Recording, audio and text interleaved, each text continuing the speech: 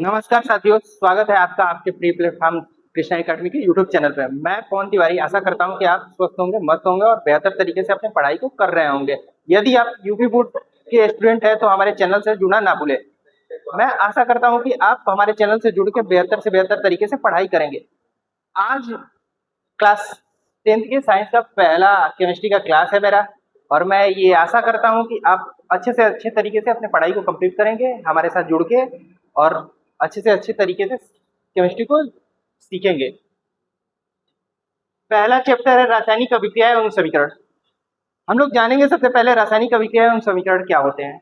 ठीक है, इससे पहले हम लोग ये जानेंगे कि ये जो क्लास 10th में केमिस्ट्री है ये बोर्ड में पूछे जाते हैं तो कैसे पूछे जाते हैं, कितने नंबर के होते हैं, क्या सिलेबस होता है, इनके बारे में पहले हम लोग इनिशियली जानकारी ले लेंगे। सबसे पहले ये जानकारी लेंगे कि ये केमिस्ट्री है तो ये पूछे जाते हैं जो 25 नंबर के। तो ये 25 नंबर की केमिस्ट्री कैसे पूछे जाते हैं। 20 नंबर का पेपर में ऑब्जेक्टिव होता है, उस ऑब्जेक्टिव में कितने क्वेश्चन होते हैं, 7 क्वेश्चन होते हैं। और बाकी कितने होते हैं, 4-4 नंबर के 3 क्वेश्चन होते हैं और फिर 6 नंबर के क्वेश्चन होते हैं। तो इस तरीके से पार्ट वाइज बांट करके और क्वेश्चन पूछते हैं। और ये जो 4 चैप्टर होते हैं इन चारों चैप्टर से अलग अलग तरीके से क्वेश्चन उठाए जाते हैं और इनको मेंशन किए जाते हैं। कुछ ऑब्जेक्टिव टाइप क्वेश्चन को ऑब्जेक्टिव में लेके जाया जाता है, कुछ डिस्क्रिप्टिव जो होते हैं उनको डिस्क्रिप्टिव के 4-4 नंबर के अकॉर्डिंग रखा जाता है, और जो सबसे अधिक डिस्क्रिप्टिव होते हैं उनको 6 नंबर में रखा जाता है। ऐसे सिलेबस को बनाया जाता है, कंटेंट किया गया है, और उसी के अकॉर्डिंग हम लोग पूरे सिलेबस को तैयार करेंगे और देखेंगे बहुत आसानी तरीके से हम लोग पूरे केमिस्ट्री पे पकड़ बनाएंगे और जानकारी देंगे। ठीक है, चलिए सिलेबस की तरफ आते हैं और देखते हैं। पहला चैप्टर है रासायनिक समीकरण एवं रासायनिक अभिक्रिया एवं समीकरण। जो केमिकल रिएक्शंस एवं इक्वेशंस होते हैं इनके बारे में जानकारी लेंगे कि ये केमिकल रिएक्शंस एंड इक्वेशंस होते क्या है। सबसे पहला तो टॉपिक है रासायनिक अभिक्रियाएं। रासायनिक अभिक्रिया क्या होता है ये जानेंगे। ठीक है, तो हम रासायनिक अभिक्रिया के बारे में जानकारी लेंगे, फिर देखेंगे कि वो रासायनिक अभिक्रिया जो होते हैं उनमें कुछ अवस्थाओं में परिवर्तन होते हैं उनके बारे में जानकारी लेंगे। फिर जानेंगे कि ये रासायनिक अभिक्रिया जो होते हैं उनमें कौन कौन से परिवर्तन होते हैं, कैसे पहचानेंगे कि ये रासायनिक अभिक्रियाएं हो रहे हैं, तो उनके पहचान देखेंगे। फिर उसके बाद से देखेंगे कि समीकरण की तरफ हम लोग जाएंगे। ठीक है, तो सबसे पहले देखते हैं रासायनिक अभिक्रिया क्या होते हैं। ऐसे अभिक्रियाएं जिनमें अभिकारक अभी एक या एक से अधिक अभिकारक अभिक्रिया के उपरांत किसी नए उत्पाद का निर्माण करते हैं रासायनिक अभिक्रिया कहलाते हैं। एक बार पुनः देखिए, ऐसे अभिक्रियाएं जिनमें एक या एक से अधिक अभिकारक अभिक्रिया के उपरांत किसी नए उत्पाद का निर्माण करते हैं रासायनिक अभिक्रिया कहलाते हैं। अब ये अभिकारक क्या होता है, उत्पाद क्या होता है, इसके बारे में हम लोग जानकारी लेंगे। देखते हैं।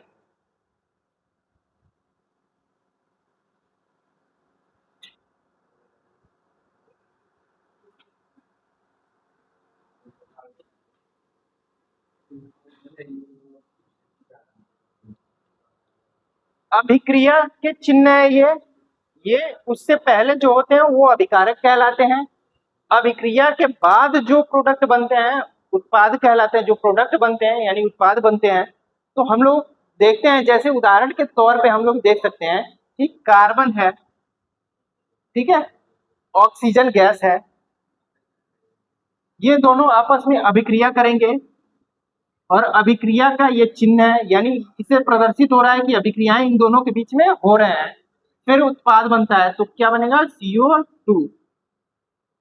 हम लोगों ने देखा अभिकारक एक या एक से अधिक अभिकारक आपस में अभिक्रिया के उपरांत किसी नए उत्पाद का निर्माण कर रहे हैं, तो इस प्रक्रिया को क्या कहते हैं, रासायनिक अभिक्रिया कहते हैं। एक बार पुनः देखते हैं, एक या एक से अधिक अभिकारक अभिक्रिया के उपरांत किसी नए उत्पाद का निर्माण कर रहे हैं, इस प्रक्रिया को क्या कहते हैं, रासायनिक अभिक्रिया कहते हैं। ठीक है, तो ये जो हमारा टॉपिक था ये रासायनिक अभिक्रिया था।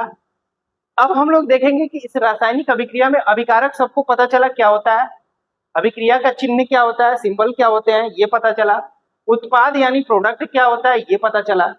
अब किसी भी इक्वेशन को देख करके अगर पूछा जाए कि अभिकारक कौन से हैं तो बता सकते हैं कि इस सिंबल से पहले वाले जो होते हैं वो अभिकारक होते हैं। इस सिंबल के बाद वाले होते हैं वो प्रोडक्ट यानी उत्पाद होते हैं। अब हम आसानी से देख के पहचान सकते हैं कि कौन अभिकारक है और कौन उत्पाद है। ठीक है, फिर आगे बढ़ते हैं और देखते हैं। हम लोगों ने पढ़ा रासायनिक अभिक्रिया में, हमने बताया कि इसमें दो तरीके के परिवर्तन भी होते हैं। ठीक है, पहला होता है भौतिकी परिवर्तन और दूसरा होता है रासायनिक परिवर्तन। हम लोग जानेंगे कि भौतिकी परिवर्तन क्या होते हैं और फिर जानेंगे कि रासायनिक परिवर्तन क्या होते हैं। तो आइए देखते हैं एक बार भौतिकी परिवर्तन।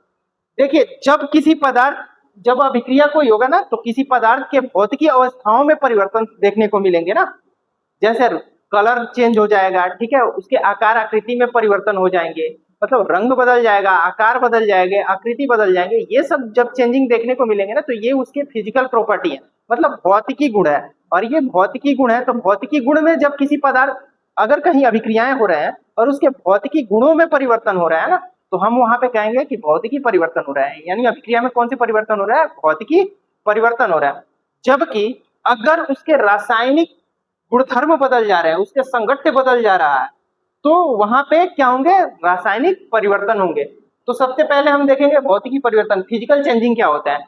तो ऐसे रासायनिक अभिक्रियाएं जिनमें पदार्थ के परिवर्तन में उनके भौतिकी गुणों के साथ साथ उनके संगठन में कोई परिवर्तन नहीं होते। उनके भौतिकी गुण तो बदल जाते हैं लेकिन उनके संगठन में कोई परिवर्तन नहीं होते हैं। तो ऐसा जहां भी होगा वहां पे कौन से परिवर्तन होंगे? भौतिकी परिवर्तन होंगे। एक बार पुनः देखते हैं, ऐसे परिवर्तन जिनमें पदार्थ के भौतिकी गुण तो बदल जाते हैं परंतु उनके संगठन में कोई परिवर्तन नहीं होता है, भौतिकी परिवर्तन कहलाते हैं। भौतिकी परिवर्तन में क्या होता है ना, रिवर्सिबल रिएक्शंस होते हैं, उत्क्रमणीय अभिक्रिया होते हैं। यानी हम जो उत्पाद बनाया ना उनको पुनः अभिकारक के तरफ मोड़ सकते हैं, मतलब बना सकते हैं। तो ऐसे परिवर्तन जहां भी देखने को मिलते हैं ना वहां पे भौतिकी परिवर्तन होते हैं। एग्जाम्पल के तौर पे अब दिखा दे रहे हैं कि उत्क्रमणीय परिवर्तन क्या होते हैं।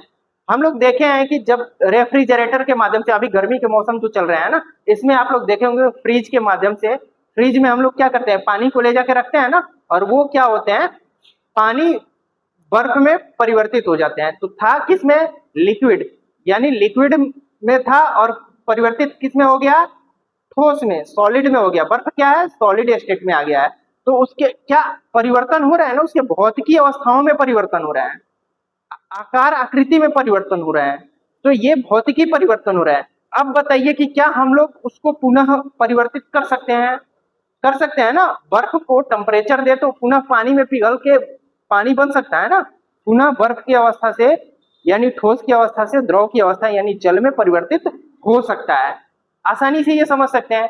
तो ये जो परिवर्तन हुआ ये भौतिकी परिवर्तन हुआ था, जबकि उसके रासायनिक परिवर्तन में संघट्य नहीं बदलेंगे, उसके भौतिकी गुणधर्म नहीं, पूरे रासायनिक गुणधर्म ही बदल जाते हैं। उत्क्रमणीय अभिक्रिया को देख लेते हैं। जैसे जल, जल किसमें परिवर्तित हुआ? बर्फ में। ठीक है, ठंडा किए, ठीक है, तो क्या हुआ? बर्फ बन गया। और पुनः इसको गर्म करेंगे तो क्या बन जाएगा? जल बन जाएगा। तो मैंने उदाहरण इसलिए लिया कि ये जो सिंबल है यही सिंबल उत्क्रमणीय अभिक्रिया यानी रिवर्सिबल रिएक्शन के सिंबल्स है। ऐसे अभिक्रिया को देख के हम पहचान जाते हैं कि कौन से परिवर्तन हो रहे हैं, यानी भौतिकी परिवर्तन हो रहे हैं। और इसी चिन्ह को कहते हैं उत्क्रमणीय अभिक्रिया के चिन्ह। ये सिंबल है उत्क्रमणीय अभिक्रिया के। ठीक है, तो ये हम लोग समझ गए कि भौतिकी परिवर्तन क्या होता है। अब हम लोग देखेंगे रासायनिक परिवर्तन। सबसे पहले देख लेते हैं भौतिकी परिवर्तन के कुछ उदाहरण ताकि अच्छे से समझ में आए। एग्जाम्पल के तौर पे हम लोग देख सकते हैं, जब हम लोग क्या करते हैं, पानी लेते हैं और पानी में नमक को घोलते हैं, ठीक है, तो नमक ठोस अवस्था में था, अवस्था परिवर्तित कर लिया, इसमें अवस्था परिवर्तन कर लिया और देखने को ऐसा प्रतीत होता है कि जैसे लिक्विड हो गया। ठीक है, और लिक्विड हो गया तो अपना अवस्था परिवर्तित कर लिया नमक, ऐसा प्रतीत होता है। फिर पुनः क्या करेंगे ना, जब उसको गर्म करेंगे ना तो जल वाष्प बन के निकल जाता है और नमक वैसे ही फिर आ जाते हैं अपने अवस्था में। ठीक है, तो ये परिवर्तित किया था पुनः अपने अवस्था में आ जा रहा है, रिवर्स हो जा रहा है ना। तो एक उदाहरण हमारे पास हो गया कि किसी जल में चीनी या नमक का घोलना। ठीक है,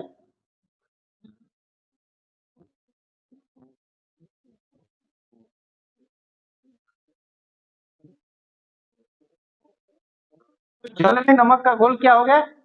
और सबसे महत्वपूर्ण उदाहरण ये हुए कि मोमबत्ती का पिघलना तो भौतिकी परिवर्तन का उदाहरण है, जबकि मोमबत्ती का जलना रासायनिक परिवर्तन का उदाहरण हो जाएगा। तो जलने की बात आएगी तो वो तो रासायनिक हो जाएगा, लेकिन पिघलने की बात आए तो वो कौन से होंगे, भौतिकी परिवर्तन के उदाहरण होंगे। तो दूसरा हमारे पास हो गया मोम का,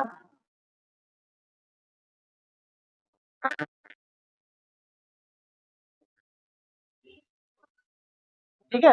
तो हमारे पास दो एग्जाम्पल हो गए भौतिकी परिवर्तन के, एक तो जल में नमक का घोल, दूसरा मोम का पिघलना। ये भौतिकी परिवर्तन के उदाहरण है, यानी मोम पिघल रहा है तो पुनः मोम में कन्वर्ट हो सकता है ना, बदल सकता है ना। और जल में नमक को घोल रहे हैं तो अभी हमने बताया ना कि उसको गर्म जब हीट करेंगे तो वाष्प बन के निकल जाएगा जल, और नमक वैसे ही रह जाएगा तो हमें प्राप्त हो जाएगा। तो रिवर्सिबल रिएक्शन में कन्वर्ट हो जा रहे हैं, ऐसा ये भौतिकी परिवर्तन के उदाहरण है, ठीक है। अब दूसरा देखेंगे रासायनिक परिवर्तन। रासायनिक परिवर्तन क्या होता है इसके बारे में जानेंगे। तो रासायनिक परिवर्तन में हम देखेंगे ना कि ऐसे परिवर्तन जिसमें पदार्थ के रासायनिक गुणों के साथ साथ उनके संघट्ट में भी परिवर्तन हो जाते हैं, तो वैसे परिवर्तन को रासायनिक परिवर्तन कहते हैं, ठीक है। रासायनिक परिवर्तन के कुछ उदाहरण लेंगे, जैसे हम लोग देखते हैं कि घरों में बहुत सारे लोहे की जैसे दरवाजे, खिड़कियां, ये सब, या आसपास बहुत सारे लोहे के इंस्ट्रूमेंट होते हैं जिनका यूज हम लोग करते रहते हैं। कुछ जैसे जल या बाह्य वातावरण की उपस्थिति में हम लोग देखते हैं कि उस पर जंग लग जाते हैं संक्षारण की प्रक्रिया के द्वारा। तो जो जंग लगते हैं, यानी जो उस पे लग जाते हैं जंग, वो धीरे धीरे उसको नष्ट करते हैं, और नष्ट करते हैं तो उनमें क्षति आती है। तो ये प्रक्रियाएं क्या जंग से पुनः हम लोहे को निर्मित कर सकते हैं? नहीं कर सकते। तो ये क्या हो रहा है, इसको रिवर्स नहीं कर सकते, यानी इसको पुनः उसके प्रारंभिक अवस्था में अभिकारक के रूप में परिवर्तित नहीं कर सकते हैं। किसमें? रासायनिक परिवर्तन में। जब रासायनिक परिवर्तन हो जाते हैं तो पुनः उसके प्रारंभिक अवस्था में नहीं ला सकते हैं। दूसरा, दूध से दही का बनना। जैसे हम घरों में आप लोग देखे होंगे कि दूध जो होता है उसमें थोड़ा सा दही की मात्रा को ऐड किया जाता है, तो ऐड करने के बाद से देखते हैं कि कुछ ही देर बाद वो पुनः पूरे दही के रूप में कन्वर्ट हो जाते हैं। तो ये क्या उस दही से पुनः हम दूध निर्मित कर सकते हैं? ऐसा संभव है? नहीं है ना, संभव नहीं है, यानी निर्मित नहीं कर सकते। नहीं कर सकते तो हम उसके प्रारंभिक अवस्था में नहीं ला पाएंगे, और यदि नहीं ला पाएंगे तो वो परिवर्तन कौन से परिवर्तन हो गए? रासायनिक परिवर्तन के उदाहरण हो गए। फिर एक और एग्जाम्पल लेते हैं, जैसे मोमबत्ती का अभी पिघलना। हम लोग किसके उदाहरण ले रहे थे? मोमबत्ती का पिघलना हमारे भौतिकी परिवर्तन का उदाहरण था, जबकि मोमबत्ती को अगर जलाते हैं, मोमबत्ती पूरा जल गया तो क्या मोम प्राप्त कर सकते हैं? वो तो कार्बन डाइऑक्साइड गैस में कन्वर्ट हो गया है ना जलने के बाद से। तो क्या पुनः मोम में कन्वर्ट कर सकते हैं? ऐसा संभव नहीं है। यदि संभव नहीं है तो वो किसके उदाहरण हुए? रासायनिक परिवर्तन के उदाहरण हुए। एक बार पुनः देखते हैं रासायनिक परिवर्तन क्या होता है। ऐसे परिवर्तन जिसके रासायनिक गुणधर्मों के साथ साथ उनके रासायनिक संघट्ट परिवर्तित हो जाते हैं, कौन से परिवर्तन कहलाते हैं? रासायनिक परिवर्तन कहलाते हैं। आइए इसके भी उदाहरण ले लेते हैं, ठीक है।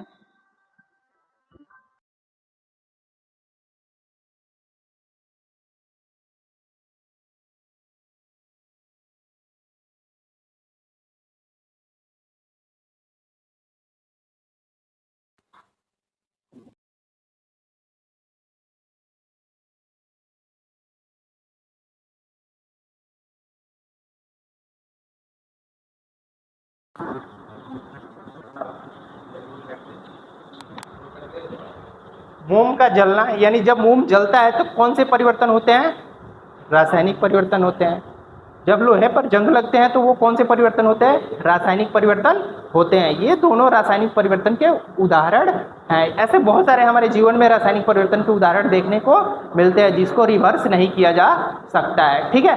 अब हम लोग देखेंगे आगे की तरफ कि जो रासायनिक अभिक्रियाएं होते हैं ना, तो रासायनिक अभिक्रियाएं होते हैं तो उनमें कुछ पहचान किए जाते हैं कि कैसे हम जानेंगे कि रासायनिक अभिक्रियाएं हो रहा है। तो सबसे पहले उसमें टेम्परेचर, यानी कोई अभिक्रियाएं हो रहा है ना तो उसमें टेम्परेचर इफेक्टेड है, प्रभावित है, यानी ताप में कुछ प्रभाव पड़ रहे हैं, परिवर्तन आ रहा है, तो ऐसा प्रतीत होगा कि वो कौन से अभिक्रियाएं हैं? रासायनिक अभिक्रियाएं।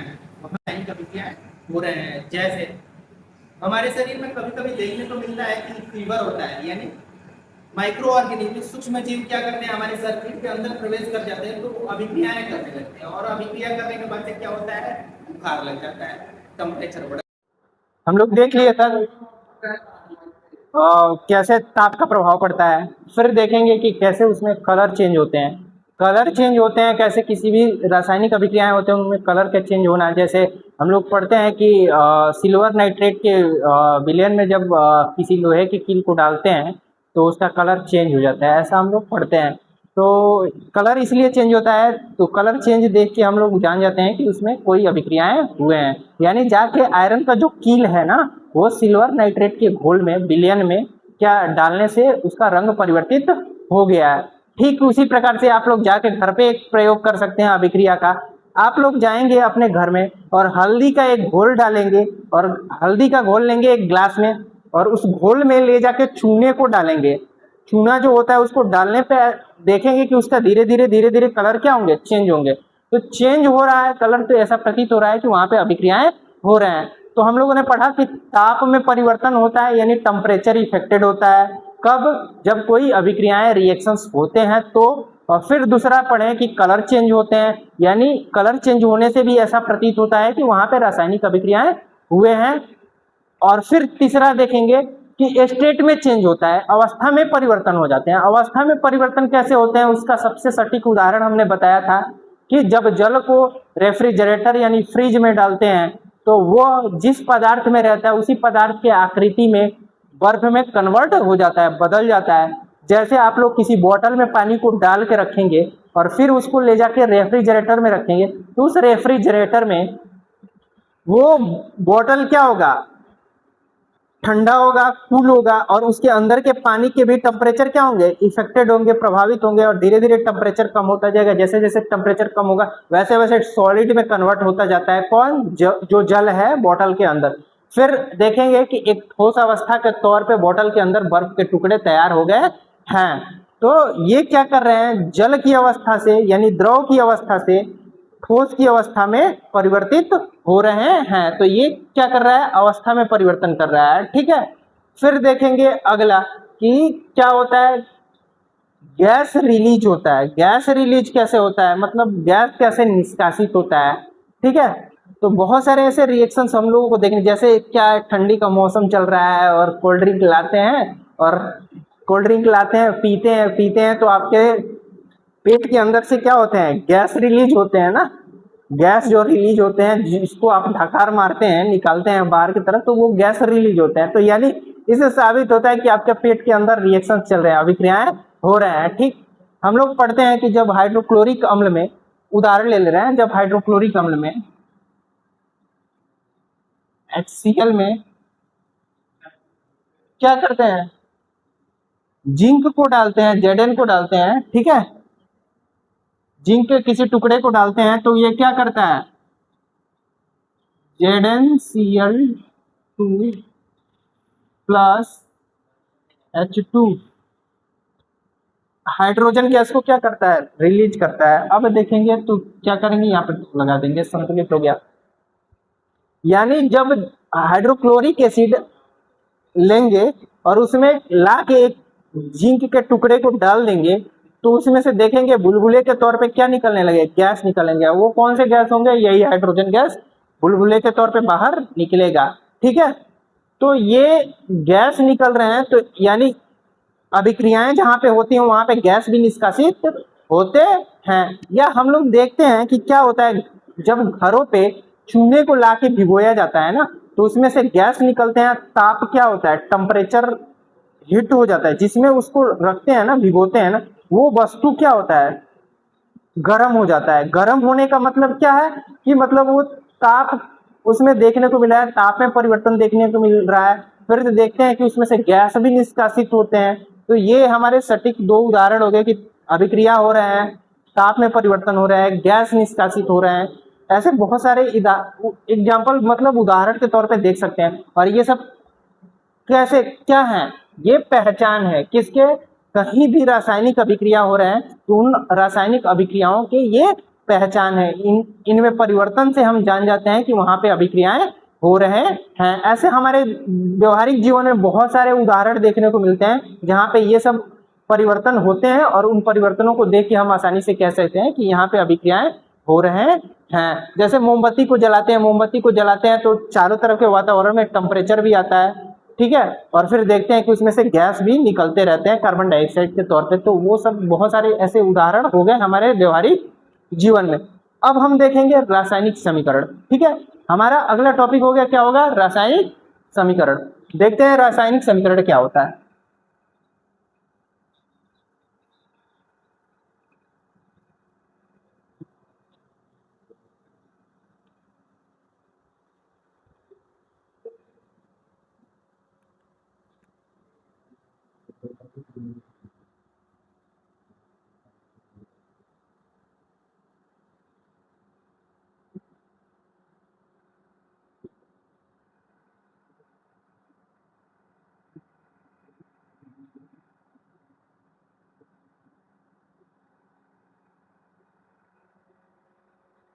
जानेंगे रासायनिक समीकरण होता क्या है, ठीक है। तो रासायनिक समीकरण के जानने से पहले हम लोग ये जानेंगे कि ये जो समीकरण है, समीकरण शब्द, ये और ये रासायनिक, यानी रासायनिक शब्द जो है, केमिकल इक्वेशन है, ये एक्चुअल होता क्या है। इसको जानने के लिए सबसे पहले हम लोग इसके परिभाषा को जानते हैं। जब किसी अभिक्रिया को उनके अभिकारक तथा उत्पादों को उनके प्रतीकों तथा चिन्हों द्वारा प्रदर्शित करते हैं या निरूपित करते हैं, तो इस प्रक्रिया को रासायनिक समीकरण कहते हैं। फिर पुनः देखते हैं, किसी रासायनिक अभिक्रिया में उनके अभिकारकों तथा उत्पादों को उनके प्रतीकों तथा चिन्हों के द्वारा प्रदर्शित करने की प्रक्रिया क्या कहलाती है, रासायनिक समीकरण कहलाती है।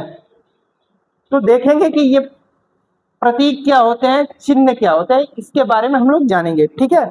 एक उदाहरण ले रहे हैं, जैसे कार्बन प्लस O2, ठीक है, अभिक्रिया होंगे, क्या बनाएंगे, CO2, ठीक है। ये कार्बन क्या है, कार्बन C क्या है, C कार्बन का प्रतीक है, ठीक है। O2 ऑक्सीजन गैस को निरूपित कर रहा है, O ऑक्सीजन का प्रतीक है। ये क्या है, अभिक्रिया का चिन्ह है। CO2 क्या है, कार्बन डाइऑक्साइड के फॉर्मूले हैं, सूत्र हैं।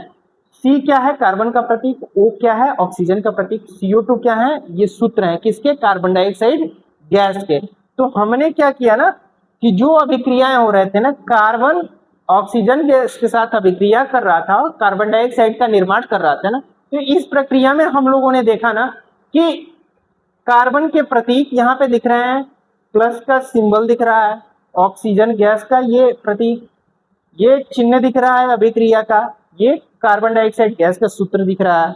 तो ये उनके सूत्रों और चिन्हों द्वारा हम जो प्रदर्शित कर रहे हैं, तो इस प्रदर्शित करने की प्रक्रिया ही क्या कहलाती है, रासायनिक समीकरण कहलाती है। तो हमने परिभाषा में यही बोला था कि किसी रासायनिक अभिक्रिया को उनके अभिकारक तथा उत्पादों के द्वारा प्रतीकों तथा चिन्हों में प्रदर्शित करना ही क्या कहलाता है, रासायनिक समीकरण कहलाता है। तो हमने दूसरा उदाहरण ले रहे हैं, जैसे HCl प्लस NaOH अभिक्रिया करेगा, ये अभिक्रिया का चिन्ह लिखेंगे, क्या बनाएगा, NaCl प्लस H2O। अब देखेंगे ये क्या है, हाइड्रोक्लोरिक अम्ल है, ये प्लस का सिंबल, NaOH सोडियम हाइड्रोक्साइड है, ये अभिक्रिया का चिन्ह है, सोडियम क्लोराइड है, प्लस का सिंबल है, H2O है, जल है। ये सब जो प्रदर्शित कर रहे हैं ना, ये जो प्रदर्शित कर रहे हैं, तो या तो उनके प्रतीकों या चिन्हों द्वारा प्रदर्शित कर रहे हैं। तो इसीलिए इसका समीकरण का जो परिभाषा होता है वो कहता है कि किसी रासायनिक अभिक्रिया के अभिकारकों तथा उनके उत्पादों के प्रतीकों तथा चिन्हों द्वारा प्रदर्शित करने की प्रक्रिया क्या कहलाती है, रासायनिक समीकरण कहलाती है।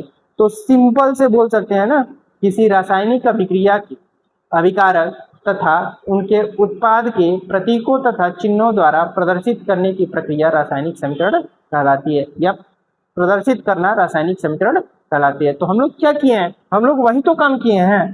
हमने बोला कि हाइड्रोक्लोरिक अम्ल, हाइड्रोक्लोरिक अम्ल का सिंबल लिख दिए यहाँ पे, प्लस क्योंकि ऐड कर रहे हैं किसी दूसरे रिएक्टेंट को, तो क्या है, दूसरा सोडियम हाइड्रोक्साइड है दूसरा रिएक्टेंट, उसको ऐड कर लिए तो ऐड का सिंबल दे दिए। ठीक है, इन दोनों को रिएक्ट कराएं तो रिएक्शन का सिंबल दिए, ठीक है। आगे क्या प्रोडक्ट बना, सोडियम क्लोराइड बना। फिर क्या किया, दूसरा प्रोडक्ट तैयार हो रहा है तो प्लस का सिंबल है। दूसरा प्रोडक्ट क्या है, जल निर्मित हो रहा है। तो हम लोग ये प्रदर्शित जो कर रहे हैं ना, ये प्रदर्शित जैसे किए हैं, इसी को क्या कहते हैं, समीकरण कहते हैं, इक्वेशन कहते हैं। कौन से इक्वेशन, केमिकल इक्वेशन यानी रासायनिक समीकरण के नाम से जानते हैं। हम लोग देखेंगे कि रासायनिक समीकरण को तो जान गए, संतुलित रासायनिक समीकरण क्या होता है, ठीक है। रासायनिक समीकरण को संतुलित करना क्यों आवश्यक होता है, ये बहुत महत्वपूर्ण टॉपिक है। ये जो चल रहा है ना टॉपिक, ये सबसे महत्वपूर्ण टॉपिक अब चल रहा है। अब बोर्ड के दृष्टिकोण के तरफ हम लोग आगे धीरे धीरे बढ़ रहे हैं, यानी महत्वपूर्ण क्वेश्चनों की तरफ जो बोर्ड में बार बार पूछे जाते हैं, उन क्वेश्चनों की तरफ हम लोग धीरे धीरे आगे की तरफ अग्रसर हैं। क्यों, क्योंकि बोर्ड में अब यहाँ से प्रश्न पूछना स्टार्ट कर देता है, पूछता है कि संतुलित रासायनिक समीकरण किसे कहते हैं, रासायनिक समीकरण को संतुलित करना क्यों आवश्यक होता है। तो हम लोग जानेंगे कि रासायनिक समीकरण किसे कहते हैं, या आगे पढ़ेंगे संतुलित रासायनिक समीकरण किसे कहते हैं, रासायनिक समीकरण को संतुलित करना क्यों आवश्यक होता है। ये सब प्रक्रियाएं धीरे धीरे हम लोग आगे की तरफ पढ़ते हुए जाएंगे। इसके बाद से जितने भी टॉपिक हम लोग पढ़ेंगे सब एग्जाम के दृष्टिकोण से बहुत ही महत्वपूर्ण होंगे। और हम लोग इसको पढ़ने से पहले क्या पढ़ेंगे, रिएक्टिविटी सीरीज पढ़ेंगे, क्रियाशीलता का क्रम पढ़ेंगे, जो आप 8 क्लास में पढ़े होंगे। जब आप क्लास 8 में पढ़ रहे होंगे तो पढ़े होंगे धातु तथा अधातु की अभिक्रियाएं, और उसमें पढ़े होंगे धातुओं की अभिक्रिया से पहले पढ़े होंगे एक टॉपिक आया होगा कि धातुओं की क्रियाशीलता का क्रम।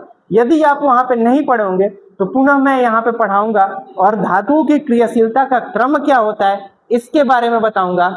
और फिर हम लोग जब जान जाएंगे कि कौन से धातु कितने अधिक अभिक्रियाशील है किससे, तो एक सीरीज होता है, एक क्रम होता है। सबसे ऊपर वाला धातु अपने से कम वाले नीचे वाले धातु को हटा देते हैं। क्यों हटाते हैं, क्योंकि वो अधिक क्रियाशील होते हैं। तो अधिक क्रियाशील धातु अपने से कम क्रियाशील धातु को विस्थापित करने के मतलब हटाने की क्षमता रखती हैं। इनके बारे में हम लोग उस क्रियाशीलता के क्रम में देखेंगे, जानकारी लेंगे, तभी जाके हम लोगों को आगे रिएक्शंस करने के ये कैसे हो जा रहे हैं ये सब देखने को तभी प्राप्त होंगे। ये कैसे एक दूसरे को हटा दे रहा है, कैसे प्रोडक्ट बन जा रहा है, ये जानकारियां तभी हमको प्राप्त होंगी। और फिर से हम लोग जितने भी समीकरण पढ़ेंगे उन समीकरण के बारे में तभी हम लोगों को जानकारियां प्राप्त होंगी। तो उन जानकारियों को लेने के लिए हम लोगों को क्या पढ़ना पड़ेगा, क्रियाशीलता का क्रम पढ़ना पड़ेगा एक बार। फिर क्रियाशीलता के क्रम पढ़ने के बाद से हम लोग पढ़ेंगे कि संतुलित रासायनिक समीकरण किसे कहते हैं। फिर पढ़ेंगे रासायनिक समीकरण को संतुलित करना क्यों आवश्यक होता है, जो बोर्ड के लिए बहुत ही महत्वपूर्ण है। क्यों, क्योंकि बोर्ड में बार बार पूछा है, कई बार पूछा है। आप एनसॉल्व उठा के देख सकते हैं कि प्रश्न पूछता है संतुलित रासायनिक समीकरण किसे कहते हैं, रासायनिक समीकरण को संतुलित करना क्यों आवश्यक होता है। ये आपकी इंपॉर्टेंट क्वेश्चन इसलिए है कि ये एनसीईआरटी के अंतर्गत आता है। एनसीईआरटी का आप जैसे ही बुक खोलेंगे उसमें देखेंगे कि ये प्रश्न पूछा हुआ है। मैं जब पढ़ाऊंगा तो एनसीईआरटी के सारे क्वेश्चन पढ़ाई के साथ साथ ही करवाता हुआ चला जाऊंगा, साथ साथ बोर्ड के भी जितने भी इंपॉर्टेंट क्वेश्चन है उनको भी करवाता हुआ साथ साथ चलूंगा। आपको पता ही नहीं चलेगा कि आपके पहले चैप्टर कैसे तैयार हो गए, पढ़ते हुए वे में ही तैयार हो गए और बहुत आसानी तरीके से तैयार हो गए। बस आप लोग धैर्यता के साथ मेरे वीडियो से बने रहिएगा और बहुत अच्छे से अपनी पढ़ाई को करिएगा। ध्यानपूर्वक यदि वीडियो सुनेंगे, वीडियो को बहुत कंसंट्रेट होकर सुनेंगे तो आपका सब सुनने में ही तैयार हो जाए, मैक्सिमम पोर्शंस आपके तैयार हो जाएंगे। और आप पीडीएफ की चिंता ना करिएगा, हमारे इस डिस्क्रिप्शन बॉक्स के नीचे टेलीग्राम चैनल का लिंक पड़ा है, उसको जाके आप उस टेलीग्राम चैनल से जुड़ जाइएगा। वहां पे आपको पीडीएफ उपलब्ध रहेगा, अच्छे से अच्छे कंटेंट के साथ पीडीएफ उपलब्ध रहेगा। वहां से आप पीडीएफ डाउनलोड कर सकते हैं और हमारे चैनल से जुड़ सकते हैं। और फिर आगे की तरफ पढ़ाई को बहुत बेहतर तरीके से बढ़ाते हुए, बहुत आसान वे में पढ़ाते हुए हम लोग सिलेबस को बहुत अच्छे तरीके से इस चैनल के माध्यम से आगे बढ़ाएंगे। आप लोगों के उज्जवल भविष्य के लिए हम लोग यहीं से कामना करते हैं कि आप लोग बेहतर से बेहतर तरीके से पढ़ करके और बोर्ड में अच्छे से अच्छे नंबर लाएं, अन्य फील्डों में भी अच्छे से अच्छा अपना पकड़ बनाएं। इसलिए हमारे चैनल से जुड़ना ना भूलें। जो भी यूपी बोर्ड के स्टूडेंट है वो हमारे चैनल से जरूर जुड़े और आसान से आसान तरीके से अपने पढ़ाई को कंप्लीट करें। तब तक के लिए धन्यवाद। फिर अगले क्लास में मिलते हैं।